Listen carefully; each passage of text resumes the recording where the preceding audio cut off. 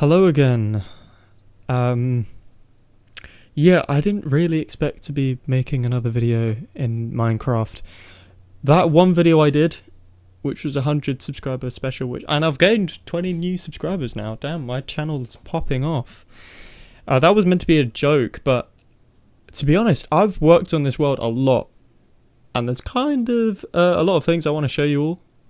So yeah, that's kind of what we're doing. And also I've got some news regarding my new album, which came out, oh god, like 3 weeks ago now. I've done zero promotion for it. It's called Regurgitate. It's out now. I know, shameless plug, but this is my channel. I can do what I like. So yeah. But we'll get into the stuff regarding that album later. But let's just show off this world that I've continued after the last time, and already you can see it's very different. If you see over there, that is my tree farm, which I showed off in the last video, and this is a bridge I made connecting this area and that area together. But let's just start off by showing my most recent project, which is this house I built. It's definitely inspired by like Southwest European architecture, because I recently went on a trip to the south of France and all the houses kind of looked a little bit like this. So yeah, it was kind of subconsciously inspired by that, and also just a bunch of other buildings that have been part of my life, I guess. So let's just give you a tour. Got some nice foliage around here. Ignore this chest, this is just full of crap, building materials. But we go in here, this is the ground floor entrance. We've got sort of like a hybrid kitchen slash living room area. And I know one of my friends will probably be watching this and is going to be like, hey, this looks like my old house. Yeah, my friend who recently moved houses, well, semi-recently, about 6 months ago or whatever. But his old house had, the ground floor was like this sort of kitchen and living room area, a bit like this. I don't know why I decided to just recreate it here in this world, in this house, which doesn't really look like his old house, but it was borderline subconscious, so it just ended up looking that way. But we've got dining table here, we've got oven, and then we've got, you know, cabinets with ingredients in. These are bookshelves, I mean you can see anyway, but we've got paintings along the ceiling here, which is actually exactly what my friend's house had. He had like a row of childhood photos along the ceiling, and I basically copied that, and that kind of what inspired me to make this whole layout similar to his old house. I really don't know why I did that, but you've got a sort of mini chill out living room area. This is a TV. It doesn't really look like a TV, but there's not really a lot you can do with the block choices in this version. But you know, it's quite cozy. We've got a garden here, which doesn't really look that pleasing at the moment, but that's because I'm trying to make grass grow on the dirt here. It looks kind of horrible, but hopefully, because I've basically set up this long line, I don't know how to make grass grow quicker. I don't know if it's this version or just generally, but grass grows so slowly. Maybe it's because it's in the desert, but I would like it for it to, you know, get all green, and I can put bone meal everywhere and it'll look kind of, you know, wild and lived in, you know. Let's just go upstairs. Pretty simple arrangement up here. We've got a bedroom filled with scary sounds, and a painting and a chair. Got a decent view of the garden. Then we have another living room with another TV. It's pretty alright interior. I didn't really think about designing it that much. And then we go out here and we're back out the top entrance. Now over here is something I just built really last minute. It says sort of ping pong outside area, and these are table tennis tables, which I really like the design of. And this whole thing was inspired by, actually, my family used to own a house in the south of France which had like this stable thing. It was like a stable where you'd used to keep horses, but it got converted into like a dining space, and it had ping pong tables, so I just sort of copied that and turned it into this sort of extension of the building. Now over here we have a sort of guest house. This is supposed to be like a chill out space. We've got another stove here and some couches or sofas. I'm British, why am I saying couches? I should be saying that. I shouldn't disobey my British vocabulary. But over here we have some guest rooms.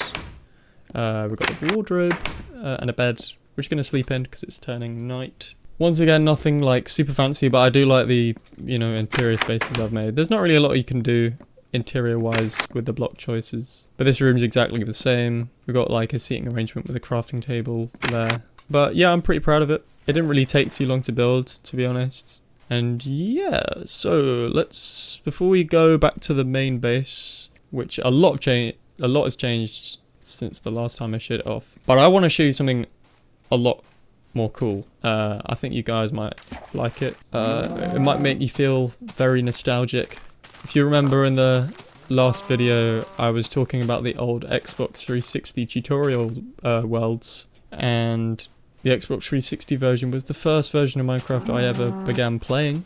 And as you can see, if I go through here, this is a recreation of one of the more iconic tutorial worlds. This was the version that I started playing, and it was made during like a newer version of Minecraft, so I had to be, the block choices in beta 1.7 are quite limited, so we don't have stone bricks, and this castle was made out of stone bricks, so I had to use smooth stone or just normal stone instead. And also there were iron blocks here for the bottom lining, but I'm not that rich, so I didn't do that. But yeah, this is basically a block for block recreation of that castle, which we'll explore in a bit. But up here we have the tutorial world that's probably the closest to the version that I'm playing now, and this is arguably the first tutorial world ever, which is this kind of like village place. Very basic but nostalgic, of course. I haven't obviously built everything, just sort of the main area. In fact, this was a tutorial world a bit more before my time, before I started playing, so it's not really that nostalgic for me, but I just wanted to include it anyway because it was pretty simple to build, or easy. It was pretty easy to copy, I should say. But yeah, let's actually explore this castle, which I hear zombies. There are so many like zombies and skeletons just like infested within these walls. Well, it's a semi-accurate recreation. There's obviously things that are not actually in the original tutorial world. This was just a basic setup I had so I can store all my resources. There was a big hill in the middle of this which I had to like remove, and that took a really long time. Here we have what would be the enchanting room, but enchantment tables did not come out in this version. So we have a crafting table instead.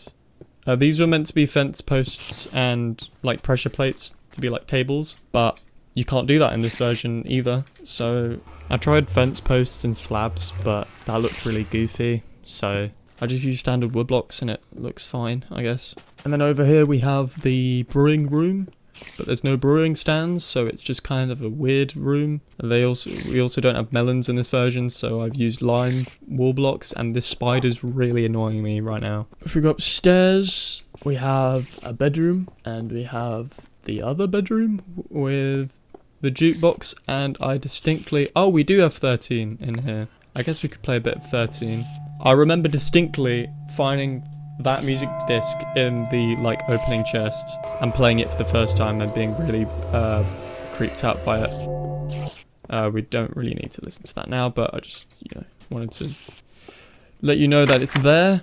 And this was originally like a secret room. There was a painting here, and there was some like piston contraption you had to do to open it, but I can't be arsed with redstone, so I've just put a door here. There was the painting there originally, but that got removed for some reason. I don't know why. But here we have the nether portal. Now this is where it gets cool, because if I go through here, and this is a really basic walkway, I do need to redecorate it in some shape or form, because as you can see I ran out of cobblestone, so I just began using normal stone. Oh, we've got a nice view to the nether. If we go down here, down the staircase, I think you'll be able to tell where I'm going with this, but yeah, we'll let you guys figure it out. Open this door. This is just like a walkway to get you to the surface of the nether, but it's not really that interesting. But if we go back through here, bam, we're back at my base, the main base. And that was really difficult to set up with the coordinates and everything. I kept on getting them wrong. it's quite difficult getting two nether portals together, because you can't just make two nether portals in the overworld and just have them connect seamlessly. You have to like work out coordinates and stuff, and it's long. But yeah, this is my tree farm. Not a lot has changed, to be honest. The only thing that has changed is that I was trying to make a system where like there'd be like spruce trees growing, and I could go up to this top and cut them down from above, but that didn't seem to be working. It just seemed to make the spruce trees shorter, and it wasn't really efficient. So I just kept the roof open. But as you can see already, there's a giant wall surrounding this entire base. This place is exactly the same, and there's also a pretty massive sugarcane farm in the tutorial world castle. There was obviously a lot of bookshelves needed, so I needed to harvest a lot of sugarcane. And before, it was just like one row in that greenhouse, so I needed to mass produce it. I'd also want to mass produce cactus farm as well. I want to like change this a little bit because it's quite small. Not that I need cactus particularly, but it's kind of awkward this being here. It kind of blocks the pathway a little bit. But let's just show off the first new creation I've made in this base, which is the Church of Cyan. Obviously we need that in this world. This is one of my best creations I've made in this world. But yeah, it's the Church of Cyan. You come in, you pray to the Cyan gods, and then you leave and you get about your day. And I don't know, I'm really happy with this build. I had to build it inside of a cliff face because there wasn't really any other space in the world within the base to build it. And over here we have the Tower of Stella. There's no explanation needed for that. It's just, it's the Tower of Stella. Like, what more can I say about that, really? You go up here, up to the top, you take a pint of Stella, and you come and sit on one of these seats, and you appreciate the view.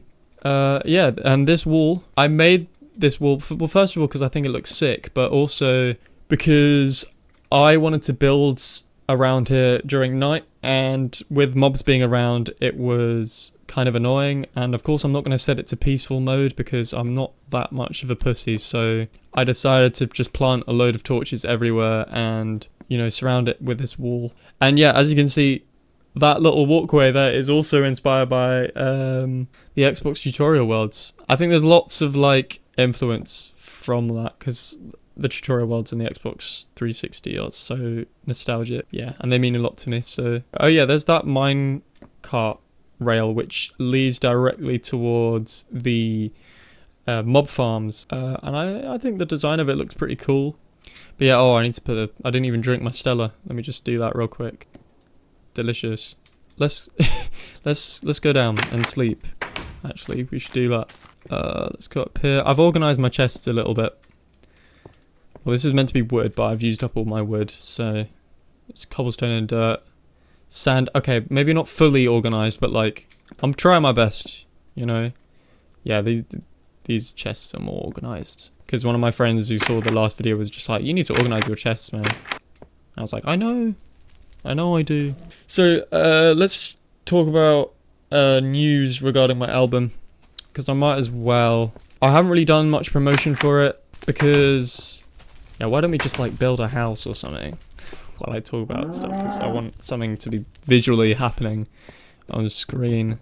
Yeah, I haven't done much promotion for the album because there's not really, I don't really know how to promote an album like this. It's kind of, the album's a bit unconventional.